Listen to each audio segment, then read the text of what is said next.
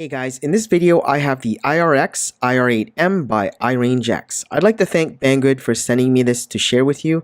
iRangeX may sound familiar to you, and that's because they also brought us the awesome STM32 4-in-1 multi-module, the IRX4 and 4 Plus. This time around they have a complete radio transmitter with multi-protocol capabilities built in. The 4 RF chips, the CC2500, CYRF6936, NRF24, and A7105 are soldered onto the circuit board by design. This allows the IR8M to bind and communicate with many popular protocols on the market. So anything from DSM to FrSky to SEMA or Hubsan and more. In this video, I'll go over the features as well as setting it up with a quadcopter. So it looks like a gaming device more than a radio transmitter. This design is unusual but not unique. There are a couple of radios from the past like the TBS Tango or Turnigy Evolution that has a similar look. iRangeX is taking some risks, but I think it paid off. It's a very modern look and it puts a new spin on dull, boring looking radio transmitters. Traditionally, transmitters were usually complicated and intimidating to newcomers of the RC hobby. The IR8M's design appears to be much more functional. It runs a version of DeviationTX, and for those who have used the Volcaro Devo radios and have DeviationTX loaded on it, you'll feel right at home.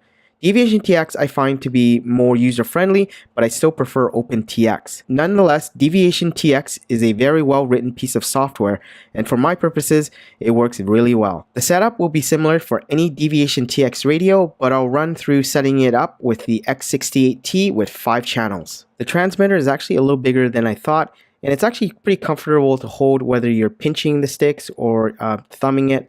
So either way, it's still very comfortable. It feels really solid and it doesn't feel cheap at all. So this transmitter features 4 2-position switches located at the very top, as well as the outer ones right here. And these ones in the center are 3-position switches.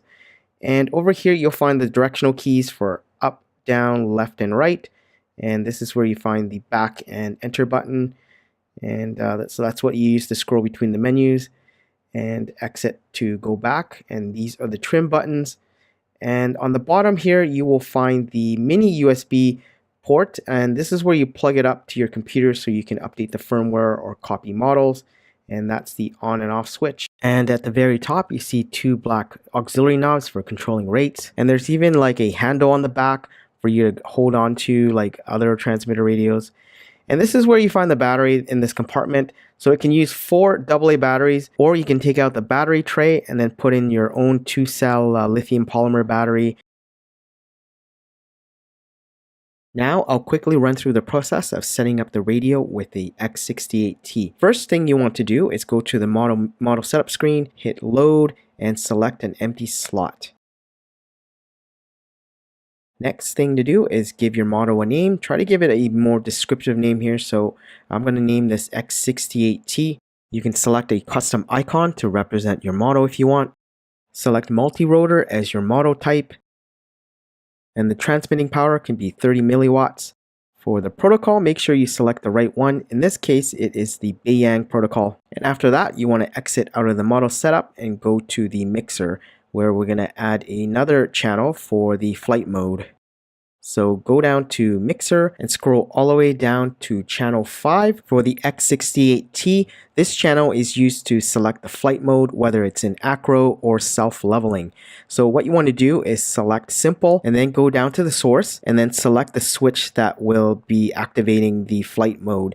You can either flick the switch or scroll through them and select the right one. If your aircraft has other channels like camera or flip, the mixer is where you can configure them to a switch. Make sure you save the mix, and that should be it in terms of setting up a simple quadcopter.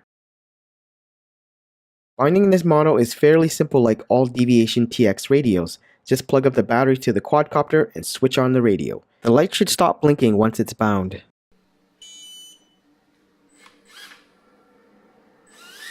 Another thing you should do is probably calibrate your sticks. So go into the transmitter menu, go to transmitter configuration, and then choose calibrate. Then what you want to do is basically follow the instructions and center your sticks, and then hit the enter button to start the calibration process.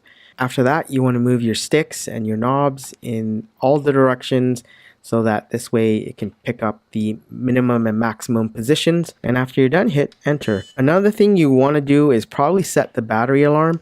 Since you're using like AA batteries, your low voltage cutoff would be a lot lower. So in my case, I'd probably set it around 5 volts so that it's not constantly beeping at you. If you're using a 2-cell lithium polymer battery, you may want to change this to like 7.4 volts or 7 volts or something, somewhere around there.